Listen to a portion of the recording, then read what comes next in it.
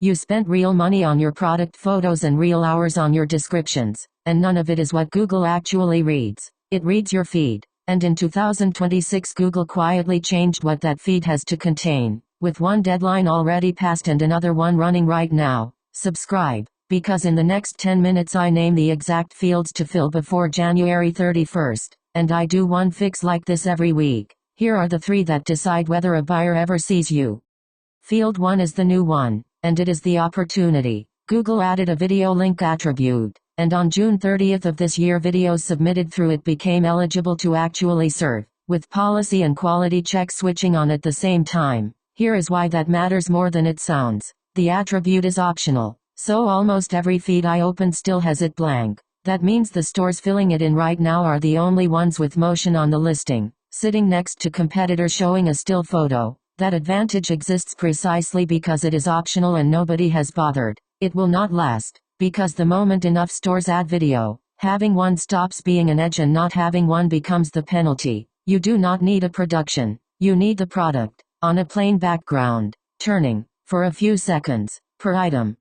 Field 2 is the one with the clock on it. Google raised the minimum resolution for images in the image link and additional image link attributes to 500 by 500 pixels, across every product category and every marketing method. The warnings started appearing in Merchant Center on April 14th, which means if you have not looked, they are probably sitting in your account right now being ignored. Enforcement lands January 31st, 2027. Now, that sounds far away, and that is the trap. This is not a fix you do in an afternoon if you have a catalog of 2,000 products sourced from a dozen suppliers, half of whom sent you images at 400 pixels years ago. The stores that get hurt are the ones treating January as a deadline instead of a delivery date, because resourcing images at scale takes months, not weeks.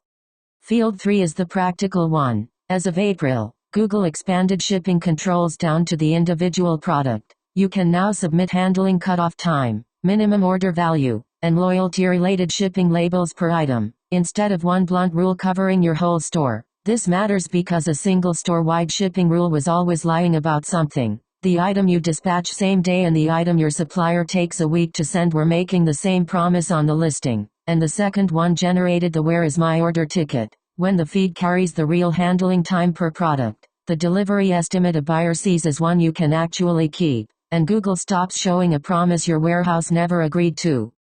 Now step back, because there is a bigger reason to care than shopping ads. Your feed stopped being an ads chore and became the version of your store that machines read. Google AI mode, the assistants your buyers ask for recommendations, the agentic surfaces syndicating your catalog. None of them see your theme, your fonts, or the hero image you argued about. They read attributes. So a blank field is not a cosmetic gap. It reads as an incomplete product, and an incomplete product loses to the complete one next to it, every time, without anyone telling you it happened. That is what makes feed work different from a redesign. A bad redesign, you can see, a thin feed just quietly does not get picked.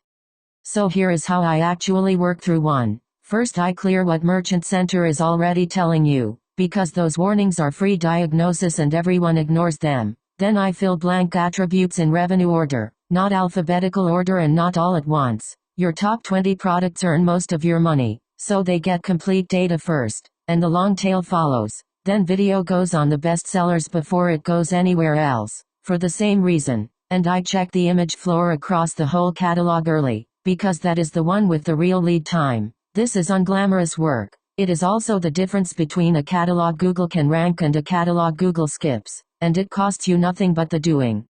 So do this today. Open Merchant Center and actually read the Diagnostics tab, because the warnings are already there. Then find your smallest product image and measure it against the 500 by 500 floor, because if one is under, hundreds are. If you want me to audit the whole feed and hand you the fix list in priority order, I do a 72-hour audit for $497. If you want the feed rebuilt across your catalog, video, images, and shipping fields, that is a 14-day sprint starting at $3,500. Subscribe, because I read every feed and platform spec change before it costs you traffic, and I turn it into one fix a week you can actually use.